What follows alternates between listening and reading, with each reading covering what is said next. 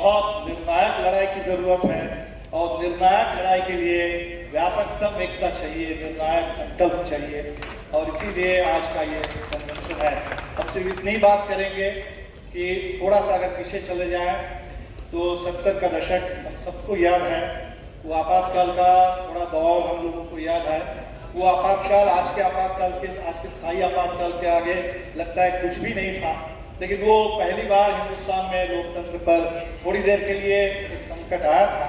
और वो जो दौर था, उस दौर में हमें बिहार याद है। एक तरफ 74 का छात्र आंदोलन, जेपी आंदोलन, जिस आंदोलन से नीतीश जी निकले हैं, जिस आंदोलन से लालू जी निकले हैं, जिस आंदोलन से बहुत सारे नेता निकले हैं, और उसी दौर में हमारी पार्टी भोजपुर के गांव में, पटना के गांव में संघर्ष कर रही थी और हमारे महामंत्री उस समय के कामिल जौहर वहाँ शहादत दे रहे थे। ये वही दौर था जब जॉर्ज साहब के नेतृत्व में रेलवे मजदूरों की अखिल भारतीय हड़ताल हो रही थी। तो पूरे देश में एक बहुत बड़े निर्णायक आंदोलन के दौर से हमें 77 में जा करके उस आपातकाल से छुटकारा मिला। और आज जिसको हमने कहा कि स्थायी आपातकाल, जिसका कोई अंत अभी और व्यापक अघोषित हो सकता है, घोषित करने की जरूरत नहीं है। ये सारे लोग जो आज सत्ता में हैं, जिस समय संविधान इस देश में हम लोग अडॉप्ट कर रहे थे, उस समय उन लोगों ने तो खुलेआम कहा था कि हमारे देश का संविधान है मनुस्मृति।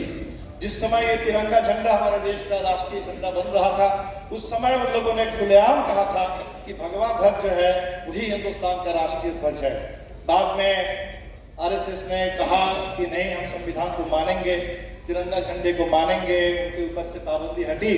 और आज वो किस तरह से हमारे संविधान को सामने रखकर, संविधान अभी तक सामने रखा हुआ है, लेकिन उसी संविधान का एक तरह से हर तरह से उसको तहस नहस कर रहे हैं। संविधान के प्रियम्बल में जो सोशलिस्ट, सेकुलर, डेमोक्रेटिक रिपब्लिक की बात है, उस रिपब्लिक पर हमले हैं। संविधान को बनाने वाले जो वी द पीपुल, हम भारत की जनता, हमारी विशालता, हमारी विविधता, हमारी व्यापकता को लेकर के हमने इस आज़ादी का आंदोलन लड़ा और आज़ादी के आंदोलन के जरिए ये संविधान हासिल किया। हमारे सारे अधिकार हट रहे हैं और जो इस रिपब्लिक की जो बुनियादी इकाई है हमारे देश के नागरिक, उस नागरिक के परिभाषा नागरिकता के बदल करके नागरिकों को प्रजा में लग रहा है कि कोई राजा है और राजा की कृपा पर हम इस देश में जी रहे हैं। लगता है अंग्रेज लौट आए हैं, हम फिर गुलाम हो गए हैं। तो फिर एक गुलामी के दौर में, अधिकारहीनता के दौर में नागरिकों को धकेल करके उनको प्रजा में तब्दील किया जा रहा है। तो ऐसे दौर में निर्णायक लड़ाई की जरूरत है।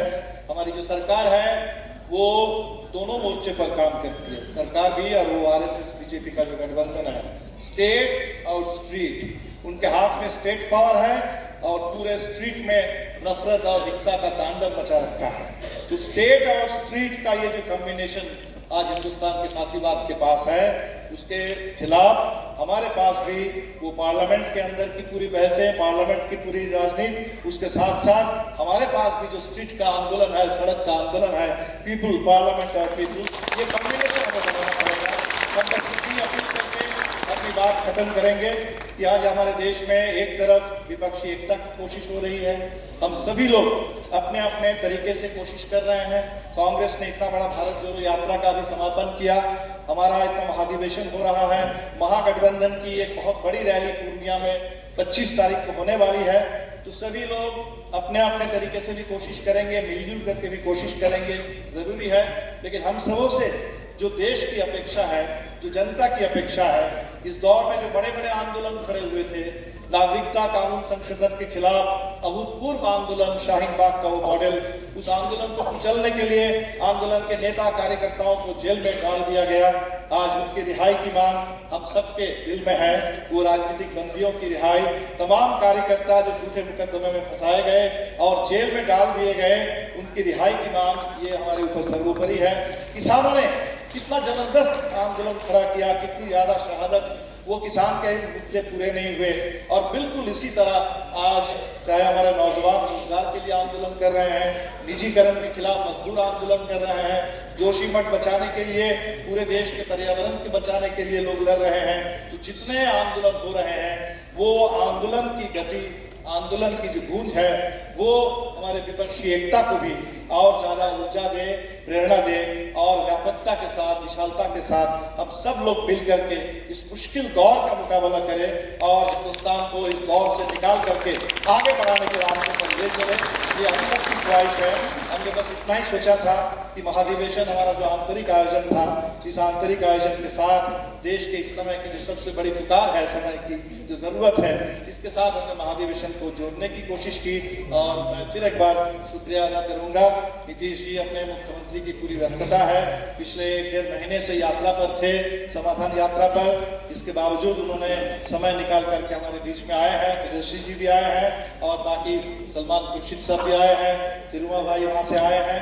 उन तमाम साथियों का मैं बहुत बहुत शुक्रिया अदा करता हूँ और उम्मीद करता हूँ कि इस दौर में जो बिहार से बात निकली है वो बात हर कोने से निकलेगी और देश में बड़ी एकता और बड़ी एकता के साथ साथ निर्णायक आंदोलन और ये दोनों के कॉम्बिनेशन से निश्चित तौर पर 24 में इस देश को, जिसके लोकतंत्र को कैद कर लिया गया है, संविधान पर लगातार हमले हो रहे हैं, लोकतंत्र और संविधान और मुल्क की हिफाजत करने के लिए निर्णायक जनादेश हिंदुस्तान देगा 2024 में। हम सब लोग इसकी तैयारी में लगे।